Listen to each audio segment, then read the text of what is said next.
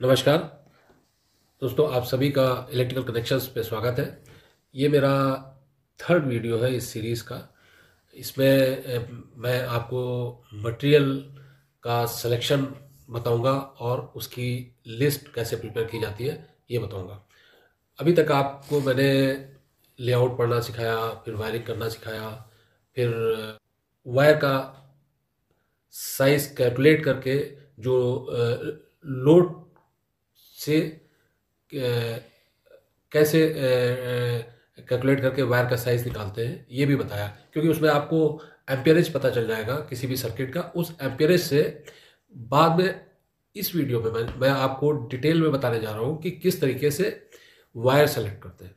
क्योंकि एम्पियरेज आपको पता है, यानी लोड वॉटेज में होता है और एम्पियरेज में होता है। यानी एम्पियरेज में लोड का मतलब ये है कि कितने एम्पियर वो लेगा, वो 230 वोल्ट पे, क्योंकि हमारी जो डोमेस्टिक वायरिंग है ज़्यादातर 230 वोल्ट पे होती है।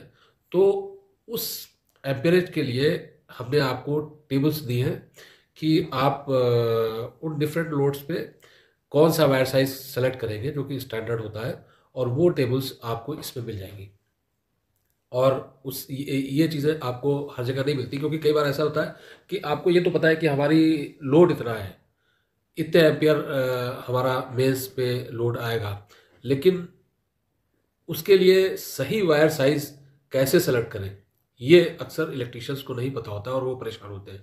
तो मैंने यहाँ पर टेबल्स प्रोवाइड की हुई है कि सही वायर साइज स्क्वायर में, चाहे आप मीट्रिक सिस्टम देखें या एफपीएस सिस्टम में इंचेस में देखें, दोनों में किस तरीके से आपको वायर साइज सेलेक्ट करना है वो इसमें मैंने दिया है। आप उस टेबल को देख के आसानी से वायर साइज खुद सेलेक्ट कर सकते हैं, आपको किसी से पूछने की ज़रूरत नहीं है। इसके अलावा केबल, जब वायर आप सेलेक्ट करेंगे तो उसके कलर्स ये वो कैसे सेलेक्ट करेंगे ये हम आपको बताएंगे इसमें। तो इसमें हमने आपको काफ़ी अच्छे तरीके से आगे एक्सप्लेन किया है। देखिए, अब हम शुरू करते हैं।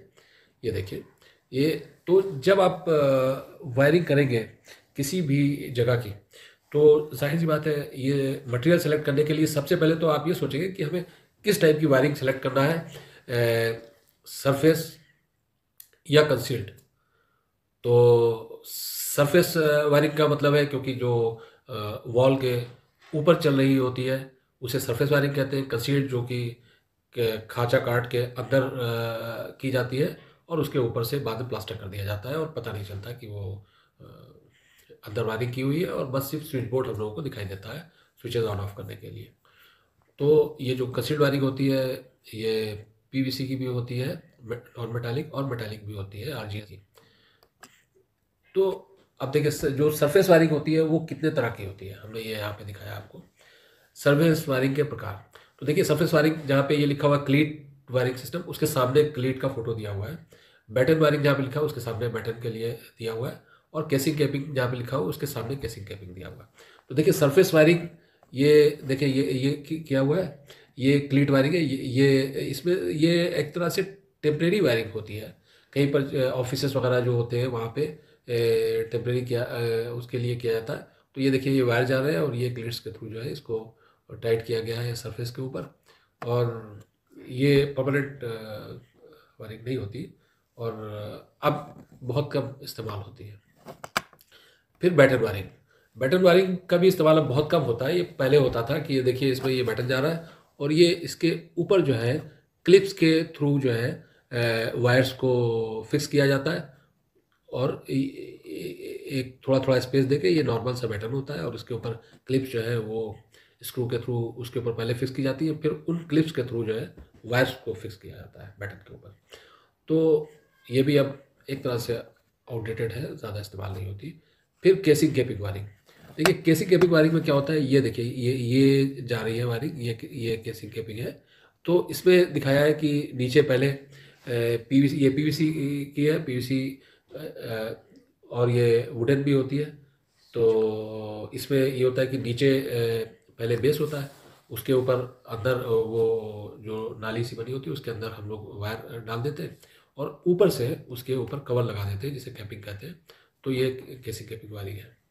तो इसका इस्तेमाल आजकल होता है कि अक्सर अगर कंसील नहीं की गई है, आप कोई चीज़ मिस कर गए और आपको नई चीज़ लगाना है तो ये किया जाता है। और ये अक्सर ऑफिसेज वगैरह में या इसमें बहुत सी जगहों पे ये यूज़ होता है। अब देखिए ये कंड्यूट वायरिंग। कंड्यूट वायरिंग जो होती है वो सरफेस वायरिंग भी होती है और कंसील्ड वायरिंग भी होती है। तो जो सरफेस वायरिंग होती है कंड्यूट की, उसमें ईएमटी कंड्यूट यूज़ होती है, आरजीएस कंड्यूट यूज़ होती है। तो ईएमटी कंड्यूट का फुल फॉर्म है, देखिए हम आपको वो सारी इन्फॉर्मेशन दे रहे हैं कि जो बहुत से, एक तो वो बच्चे जो आईटीआई कर रहे हैं या डिप्लोमा ले रहे हैं, उनको कंप्लीट नॉलेज हो और वो अगर इसको वीडियो को देख के और अपने नोट्स बना लेंगे और एग्ज़ाम में उनको बहुत आसानी होगी। दूसरे इलेक्ट्रिशियंस को बहुत सी चीज़ें नहीं पता होती है इन्फॉर्मेशन, और वो परेशान होते हैं। हम यहाँ पे आपको कंप्लीट डिटेल देके एक परफेक्ट इलेक्ट्रिशियन या एक या कॉन्ट्रैक्टर बनाना चाहते हैं, ताकि आप जब फील्ड में जाएँ तो आपको छोटी छोटी चीज़ें पता हो और आप कॉन्फिडेंटली जो है काम कर सकें। इसलिए हमने ये वीडियो इतना डिटेल में बनाया है, क्योंकि अक्सर आप ये शायद सोच रहे हो कि ये इतना इन्होंने डिटेल में लिखा है और ये ऐसा क्यों है। तो हम चाहते हैं तो एक छोटा सा आपको सरफेस नॉलेज दे के और आगे बढ़ सकते थे और वीडियो को कंप्लीट कर सकते थे, लेकिन हम चाहते हैं कि ये आपको हेल्प करे और आपके लिए हमेशा काम आए जब भी आप कभी फील्ड में जाएं। तो हम सारी इन्फॉर्मेशंस को कवर करके चल रहे हैं। तो इसको वीडियो को बहुत ध्यान से देखिएगा और जो हमने इसमें लिखा है उसको ध्यान से देखिए, और ये हमेशा आपके लिए काम आएगा। इसको आप अपने पास सेव करके रखिएगा, जब भी कभी आप फील्ड में जाएंगे तो वहाँ पे भी ये आपको बहुत काम देगा।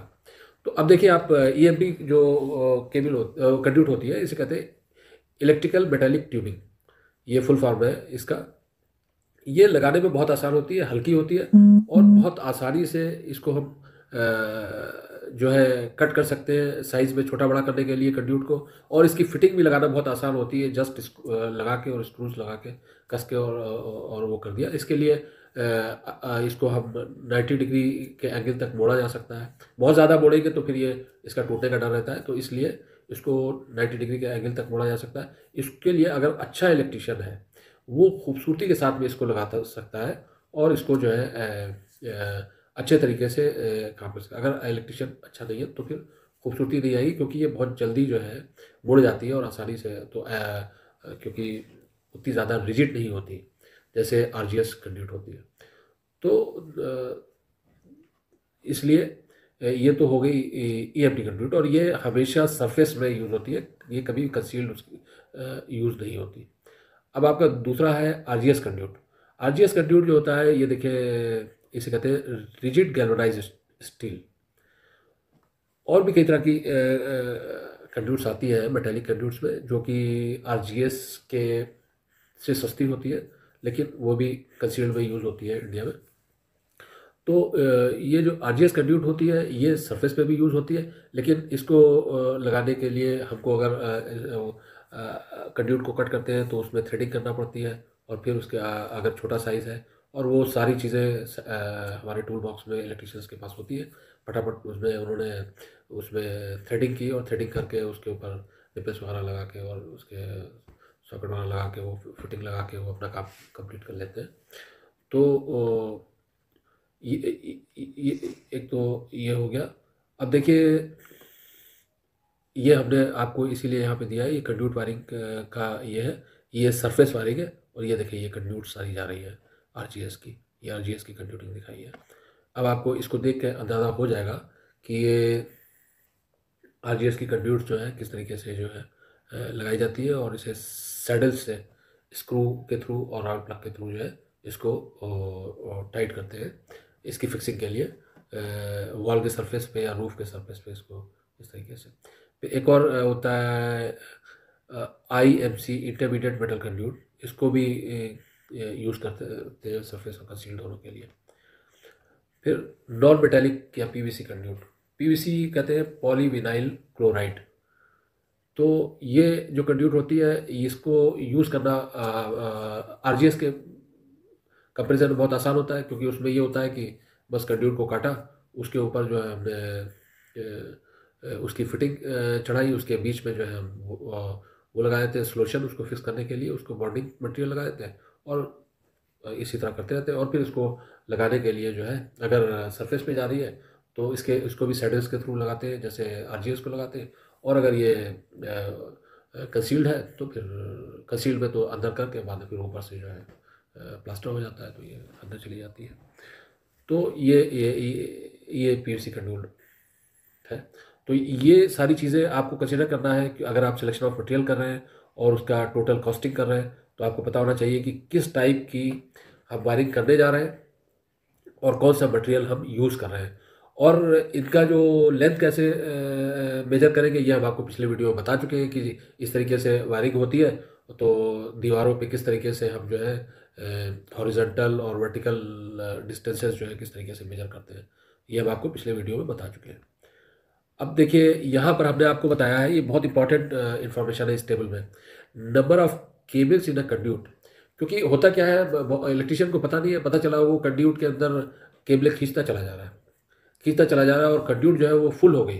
फुल हो के क्या होता है कि केबल्स पे लोड पड़ा, और लोड पड़ने से क्या हुआ, वो गर्म हुई, और क्योंकि उसके अंदर वेंटिलेशन का कोई सिस्टम नहीं है, नतीजा क्या होता है कि शॉर्ट सर्किट होगा, वायर ओवरहीट होगा, बाद में फिर आपकी वायरिंग जो है वो फेल हो जाएगी, और उसमें कभी कभी शॉर्ट सर्किट होकर आग लग जाती है, कभी या फॉल्ट्स आएंगे। तो इसलिए जो है हमेशा एक इसके लिए थंब रूल है कि कंड्यूट को 40% जो है खाली छोड़ देते हैं, 60% स्पेस जो है उसका कवर करते हैं।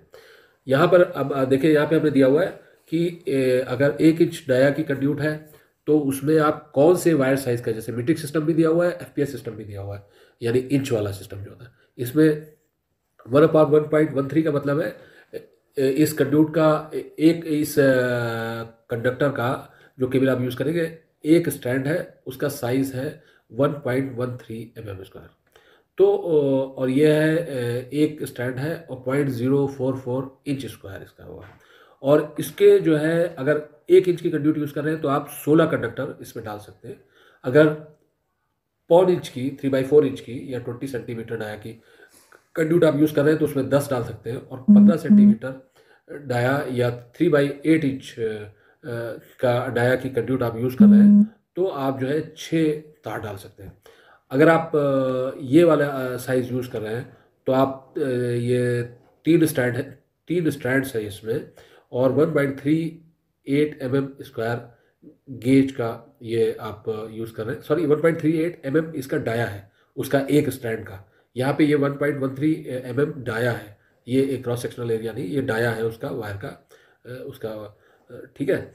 तो ये आप यूज़ कर रहे हैं तो देखिए, तो आप 13 तार डाल सकते हैं 1 इंच वाले में, और 0.25 इंच में 8 डाल सकते हैं, और आधा इंच में आप 5 डाल सकते हैं। ठीक है, ये 3/8 इंच है, वह आधा इंच से थोड़ा ज़्यादा है। ठीक है, तो देखिए इसी तरह जो है ये पूरी टेबल है, ये आपको लोग नहीं बताते, और आप लोग परेशान होते हैं कि हम कितनी कंड्यूट डालें जो कि सेफ रहेगी। तो देखिए ये जो है स्टैंडर्ड्स के मुताबिक है जो हमने आपको यहाँ पर दिया है। तो ये बहुत इंपॉर्टेंट इन्फॉर्मेशन है, ये आप अपने साथ रखें और हमेशा इसके हिसाब से यूज़ करें तो आपके सेफ रहेगी कंड्यूट्स जो है उसमें। अच्छा, फिर उसके बाद में ये तो हो गया आपका कंड्यूट का सिलेक्शन, कंड्यूट में कितने वायर डालेंगे ये भी हमने बता दिया, कितने तरह की कंड्यूट्स होती है वो भी बता दी, केबल के वायरिंग कितने तरह की होती है वो भी आपको बता दिया।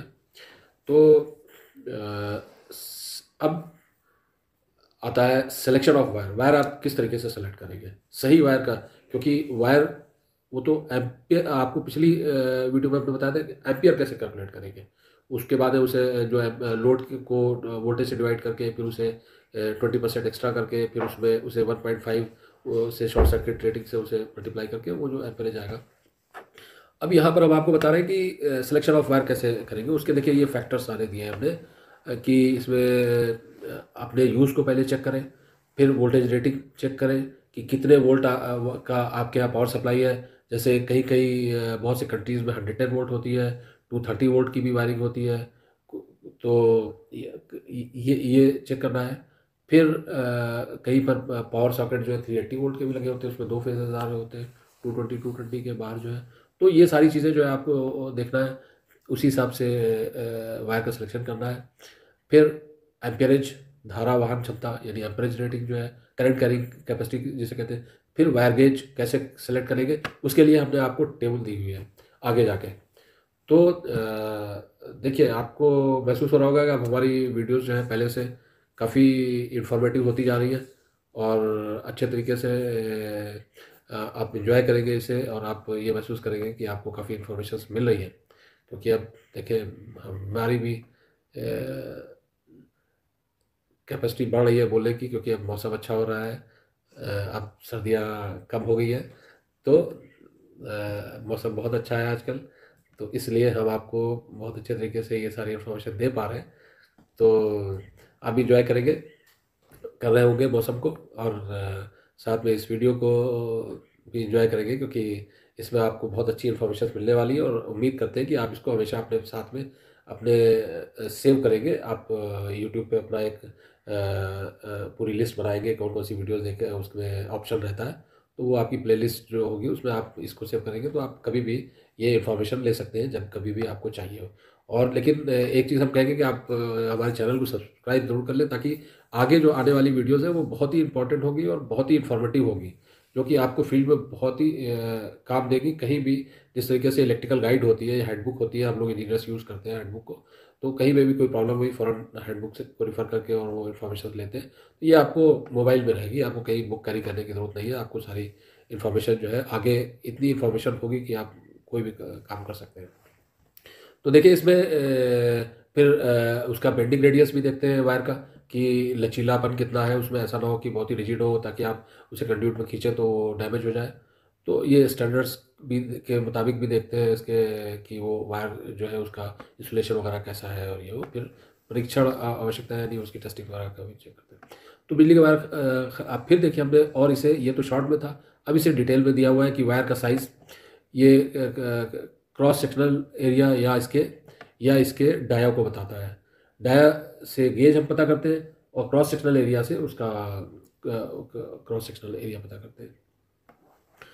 अब देखिए वायर का साइज़ आपके उपकरणों की लोड या बिजली की आवश्यकता पर निर्भर करता है। आपको अपने घर के लिए वायर का साइज़ चुनने के लिए हमेशा किसी इलेक्ट्रीशियन पेशेवर से परामर्श लेना चाहिए। अब आप खुद इलेक्ट्रीशियन हैं, तो इसलिए हम जो है आपको परामर्श देना है, और हम आपको उसके लिए इन्फॉर्मेशन दे रहे हैं। देखिए ये एग्जांपल दिया है, जैसे 14 गेज का वायर है, वो 12 गेज का वायर है, तो कोई भी नॉर्मल आदमी सोचेगा अरे 14 गेज, क्योंकि 14 बड़ा है 12 से, तो इसलिए 14 गेज का वायर जो है ज़्यादा मोटा होगा। ऐसा नहीं है। 12 गेज का वायर हमेशा, गेज जितना कम होता जाता है वायर उतना मोटा होता जाता है। ये रिवर्स में चलता है। अगर गेज जो है 1 नंबर है, तो वो 2 नंबर के गेज के वायर से मोटा होगा 1 नंबर जो है।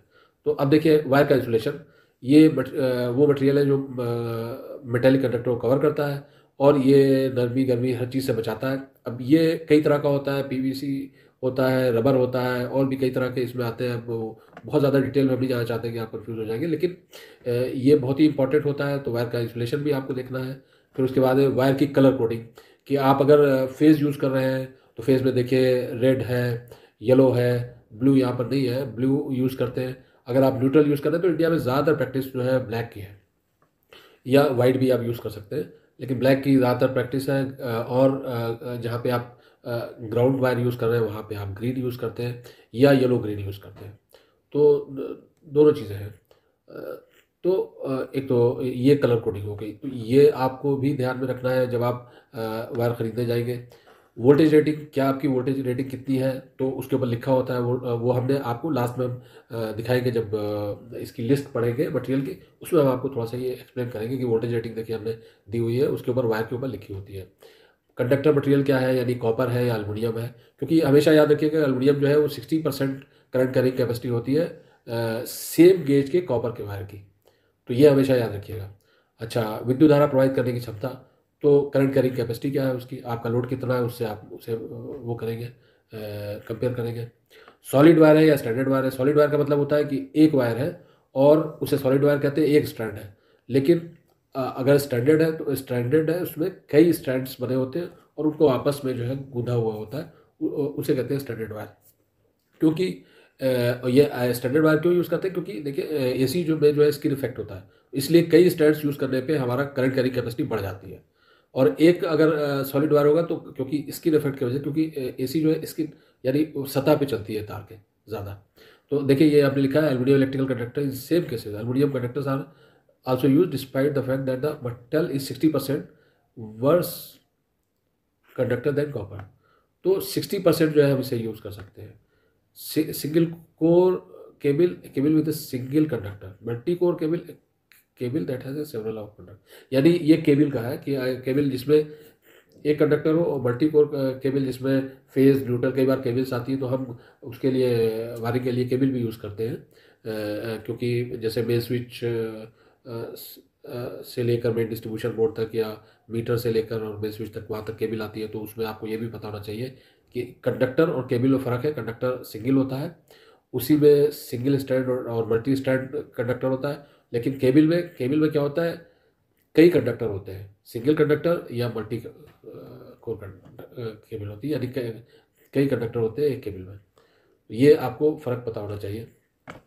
इसके बाद में फिर देखिए, अब जब हम वायर्स यूज़ करते हैं उसमें वोल्टेज ड्रॉप भी चेक करते हैं, ड्यूरेबिलिटी ऑफ इंस्टॉलेशन, हम कहाँ पे लगा रहे हैं उसे, कि हमारा जो इंस्टॉलेशन है वो ज़्यादा से ज़्यादा जो है दिन चलेगा, ये भी हमें चेक करना है। कॉस्ट ऑफ इंस्टॉलेशन, कि जहाँ पे हम लगा रहे हैं हमारे किस जगह पे, क्योंकि आपका जो किसी ऐसी जगह आप काम कर रहे हैं जो आदमी बहुत ज़्यादा पैसा नहीं लगा सकता, वहाँ पे आपने बहुत महंगा तार, बहुत अच्छी क्वालिटी का, बहुत अच्छी क्वालिटी की आपने कंड्यूट यूज़ कर दी, बहुत अच्छी क्वालिटी की सारी चीज़ें, जो कि वो जो है वो नहीं लगा सकता, तो आपको वो सारी चीज़ें भी देखना है। लोड सेंटर पैनल बोर्ड का साइज़ भी तय करना है। ये आपको दूसरी जगह बाद में हम आगे जाके बताएंगे। पैनल्स की सही साइज़ क्षमता कैसे निर्धारित करें, वायर्स के साइज़ को प्रोवाइड करने का कारण, वायर के साइज़ को और फैक्टर्स देखिए, फिर हमने यहाँ पे दिया है यहाँ पे, और इसमें लोड करंट और ब्रेकर का साइज़ भी वायर के साइज़ को जो है इफेक्ट करता है। कि अगर मान ले मेन डिस्ट्रीब्यूशन बोर्ड से आप लिए जा रहे हैं एज ए सप्लाई करने के लिए स्विच बोर्ड को, तो उसमें आप ये चेक करेंगे कि पीछे जो ब्रेकर लगा हुआ है वो किस साइज़ का लगा हुआ है, उसकी भी वो भी बहुत ही इंपॉर्टेंट है। तो ये सारी चीज़ें इसमें देखिए, ये दी हुई है बहुत ही डिटेल में, आप इसे पढ़ेंगे तो आपको पता चलेगा। अगर हम एक एक चीज़ एक्सप्लेन करने लगे तो वीडियो बहुत लंबी हो जाएगी। फिर देखिए, लोड का प्रकार किस तरह, किस टाइप का लोड है, कैपेसिटिव लोड है, इंडक्टिव लोड है, ये सारी चीज़ें जो है ये भी आपको देखना है। उसके अच्छा, फ्रिक्वेंसी ऑफ ऑपरेशन, केबल के प्रकार, ये तांबे एल्युमिनियम के तारों और केबलों के प्रकार पर, ये तो हम आपको पीछे बता चुके हैं। अच्छा, ये देखिए लिखा है कि तांबे की चालकता केवल 60% है, एल्युमिनियम की चालकता, ये हम आपको बता रहे हैं। अच्छा, अब एक और इम्पॉर्टेंट है, अक्सर आप देखते होंगे कई जगह लिखा हुआ THNN, आदमी जो है कन्फ्यूज हो जाता है ये क्या है, और कई जगह लिखा होता है THWN, ये भी लिखा होता है। तो इसमें जो वायर्स आपके आते हैं ये कई तरह के, जो नॉर्मल वायर होते हैं उनको THHN/THWN कहा जाता है। ये इसको क्या कहते हैं, थर्मोप्लास्टिक हाई हीट नायलॉन। इसके ऊपर, यानी जो वायर होता है इसके ऊपर नायलॉन की बहुत पतली कोटिंग होती है, और ये हाई हीट जो है उसको वो कर सकता है अप टू 70-80 डिग्री तक। लेकिन अगर उससे ज़्यादा डिग्री का जाना, और THWN जो है वो वेट कंडीशन में जो है भी बेयर करता है। अगर कहीं पर मौसम ख़राब होता है और यहाँ पे आप ये तार यूज़ कर रहे होते हैं तो ये वाटर रेजिस्टेंट होता है। लेकिन अगर ज़्यादा डिग्री के आपको चाहिए टेम्परेचर, जैसे 167 डिग्री फ़ारेनहाइट तक अगर आपको जाना है, तो वो 194 डिग्री फ़ारेनहाइट तक जाना है, तो आप जो है THHN-2 यूज़ करेंगे। या अगर वाटर जो है वहाँ पे पानी भी है, तो आप THWN-2 यूज़ करेंगे, अगर बहुत ज़्यादा पानी का वहाँ पर प्रेशर है तो। लेकिन नॉर्मली जो है THHN/THWN वायर यूज़ करते हैं, ये जो हमारे नॉर्मल वायर जो होते हैं वो। तो इसलिए उसमें कंफ्यूज होने की ज़रूरत नहीं है कि ये कोई अलग टाइप का या कोई वायर नहीं होता, कंडक्टर नहीं होता कि जिसमें आप कंफ्यूज हो। तो ये देखें, हमने इसको और डिटेल में यहाँ पे लिख दिया है ताकि आप जो है कंफ्यूज ना हो। अब एक अक्सर जब इसका वायर साइज़ सेलेक्ट कर रहे होते हैं तो देखिए यहाँ पे हम आपको बता रहे हैं, हमने इसे जो है बोल्ड कर दिया है। उदाहरण के लिए साइज़ को 6AW 7/14 के रूप में कहीं लिखा गया है। तो इसका मतलब क्या है, इसका मतलब ये है कि ये 14 AW यानी अमेरिकन वायर गेज इसका फुल फॉर्म है। SWG जहाँ पे लिखा होता है वहाँ पे स्टैंडर्ड वायर गेज। तो अमेरिकन वायर गेज और स्टैंडर्ड वायर गेज में बहुत थोड़ा सा फर्क है। ये आगे टेबल हमने दी है, उस टेबल में आपको ये दोनों मिल जाएंगे, तो आपको परेशान होने की ज़रूरत नहीं है। और उसकी करंट कैरिंग कैपेसिटी भी लिखी होगी, कितने करंट ये लेगा। तो देखिए इसमें 6 AWG 7/14, इसका मतलब ये होता है कि इस वायर के 7 स्ट्रैंड हैं इस कंडक्टर के अंदर, और 14 अमेरिकन वायर गेज के का एक एक स्ट्रैंड है, यानी एक स्ट्रैंड जो है 14 AWG का है। उस ऐसे ऐसे 7 स्ट्रैंड्स हैं। और इसकी जो करंट कैरिंग कैपेसिटी है वो एक, अगर सॉलिड वायर हो 6 AWG का अमेरिकन वायर गेज का, उसके बराबर है, इसलिए उसे कहेंगे 6 AWG 7/14। तो अब आपको ये समझ में आ गया होगा आज कि ये 6 AWG 7/14 लिखा होता है तो इसका क्या मतलब है। ये बहुत ही इंपॉर्टेंट इन्फॉर्मेशन है जो हमने आपको दी है। तो ये चीज़ें हम इसीलिए बता रहे हैं ताकि आपके कन्फ्यूजन्स दूर हो। ये छोटे छोटे कन्फ्यूजन्स जो है आदमी को बहुत डराते हैं जब आदमी जो है वायर सेलेक्ट कर रहा होता है या कहीं पर काम कर रहा होता है। अब देखिए वायर्स की लंबाई जो है 50, 100, 250, 500 और 1000 फीट के साइजेस में भी आती है, और इसे मीटर्स के उसमें भी आती है। वो तो आप मार्केट में जाएंगे वो सारा आपको पता चल जाएगा, वो कोई ऐसी चीज़ नहीं है। अब देखिए ये आपने टेबल दिया है कि लो वोल्टेज लाइटिंग सर्किट जो है उसकी रेटेड कैपेसिटी जो है वायर की वो 10 एम्पियर होती है मैक्सिमम, और वायर गेज जो है वो 18 अमेरिकन वायर गेज का यूज़ कर सकते हैं। लाइट ड्यूटी एक्सटेंशन कॉर्ड्स जो होते हैं उसका 13 एम्पियर और 16 वायर गेज का यूज़ कर सकते हैं। जनरल लाइटिंग सर्किट लैंप्स और फिक्सर्स जो होते हैं ये 15 एम्पियर 14 अमेरिकन वायर गेज का आप यूज़ कर सकते हैं। किचन बाथरूम आउटडोर आउटलेट रिसेप्टिकल और ये सारे जो लोड्स हैं ये 15 से 20 एम्पियर, और इसमें 14 से 12 अमेरिकन वायर गेज का वायर यूज़ कर सकते हैं। ये देखिए ये ब्रिटिश स्टैंडर्ड है और IC उसके हिसाब से।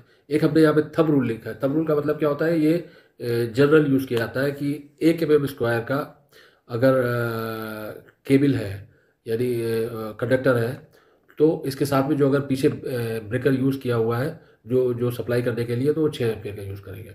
अगर आप 2.5 mm की केबल का यूज़ कर रहे हैं तो 16 एम्पियर तक का ब्रेकर यूज़ करेंगे। ये नहीं करेंगे कि 16 की जगह पे 32 एम्पियर का ब्रेकर है और उसमें 2.5 mm का तार आपने लगा दिया, तो होगा क्या कि लोड ज़्यादा पड़ा और लोड बड़ा है और उसमें 2.5 mm का वायर जो है पता चल गया, और 16 एम्पियर का ब्रेकर जो है वो 32 एम्पियर का ब्रेकर जो है ट्रिप नहीं करेगा क्योंकि ब्रेकर ओवर साइज है। तो ये हमेशा वायर के साथ में ब्रेकर का साइज मैच करना चाहिए, ये हमेशा जो है आपको ख्याल रखना है।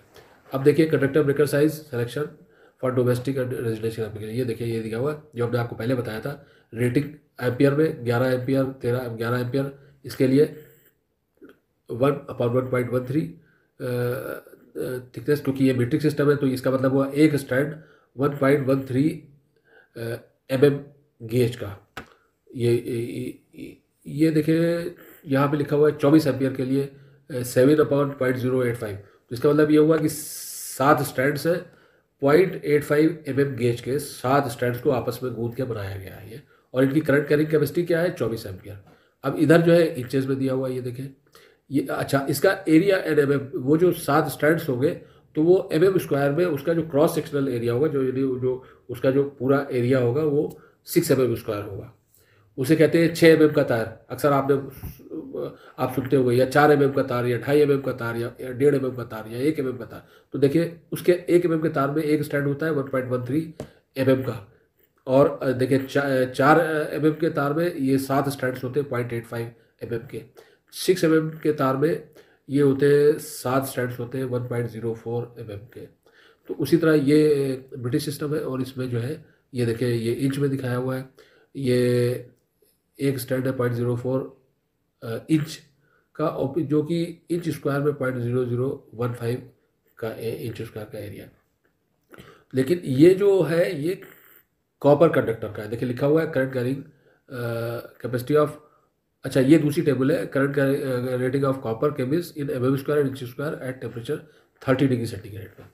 देखिए ये लोड है, ये 600 वाट के लिए हम 1.5 mm² की केबल यूज़ करेंगे, 1200 के लिए 2.5 mm² की, 1800 के लिए 4 mm² की, ओवन वाटर हीटर के लिए 6 mm² की, और अर्थ वायर जो यूज़ करेंगे उनको अर्थ करने के लिए 1.5 mm का 600 वाट के लिए, 1200 वाट के लिए भी 150, 1800 वाट के लिए 2.5 mm का, OH वाट के लिए 4 to 6 mm का। और सर्किट ब्रेकर जो यूज़ करेंगे उसको सप्लाई के लिए ये भी दिया हुआ है 6 एम्पियर का या 10 एम्पियर का या 16 का। देखिए ये बहुत ही टेक्निकल इन्फॉर्मेशन है, ये हमने आपको दिया है। इसमें इसके थ्रू आप कभी भी सेलेक्ट कर सकते हैं ब्रेकर और जो भी। और सबसे हमें खुशी होगी कि अगर आप हम अपने क्वेश्चंस लिख के भेजें हमारे उसके ऊपर कमेंट करें, और कमेंट करेंगे आप तो हम आपको उसका जवाब देंगे। लेकिन आप लोग कमेंट नहीं कर रहे हैं, हमने देखा बहुत, कोई भी हमारे पास टेक्निकल कमेंट नहीं आया जिसमें आपने कोई पूछा हो, क्योंकि आप जितना पूछेंगे हम आपको उतना ही बता सकते हैं ज़्यादा, कि हमें पता चलेगा कि आपको कहाँ भी प्रॉब्लम आ रही है, तो वो भी इन्फॉर्मेशन हम आपको आगे देंगे। अब देखिए ये बिल ऑफ मटेरियल है, सिंपल लिस्ट है ये इसकी। ये इसमें आपने दिया हुआ है, देखिए स्विच इसमें लिखा हुआ डबल पोल आयरन क्लैड, इसे कहते हैं DPIC शॉर्ट में, double pole iron clad, 15 ampere 400 volt with fuse, यानी 15 एम्पियर का फ्यूज़ है। वो 15 एम्पियर तक इसे यूज़ कर सकते हैं, और फ्यूज़ भी उसी हिसाब से होगा, जाहिर सी बात है लोड के हिसाब से। और 400 वोल्ट इसका इंसुलेशन लेवल है, यानी 400 वोल्ट तक आप इसको यूज़ कर सकते हैं, और उसके नीचे भी यूज़ कर सकते हैं आप 250 एम्पियर 250 वोल्ट तक 230 वोल्ट तक या यूज़ कर सकते हैं। तो इसका यूनिट जो है नंबर्स में या एक है। अब इसमें किसी भी प्रोजेक्ट के लिए इस तरीके से टेबल बनाते हैं, हमने ये आपको सैंपल दिया हुआ है। अब इसमें उसकी क्वांटिटी आपको चेक करना है, आपको कितनी चाहिए वो यहाँ पे लिखेंगे। रेट पर यूनिट, यानी एक स्विच का कितना रेट है। अब इसके ये यहाँ पे यूनिट है कि उसको मीटर में होती है चीज़ या केजी में होती है, जो इधर आइटम लिखा हुआ है, और फिर उसका टोटल अमाउंट कितना होगा ये यहाँ पे लिखा हुआ है। तो इस तरीके से टेबल बना के उसकी कॉस्टिंग करते हैं, और फिर नीचे जो है ग्रैंड टोटल करके और फिर उसकी कॉस्ट निकाल लेते हैं कि टोटल कॉस्ट कितनी पड़ेगी हमारे उसके लिए।